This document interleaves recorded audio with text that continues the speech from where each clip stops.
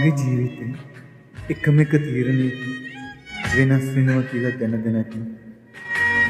එයා ඒ තීරණය අරගත්තා.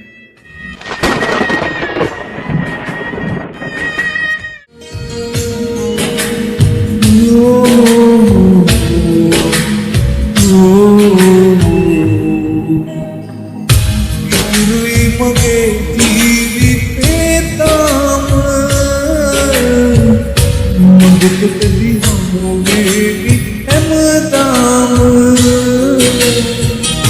දුන්න පව්ගේ වාගන්න බැරුවාම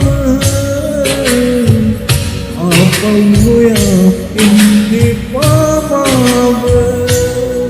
ජීවිතේ වචනා සතුටුනම් නැතපුරා දෙවියනේ ඔබ කොහේ ඉන්නවාද බලලා ආදරේ කියා ඔබ සින්නම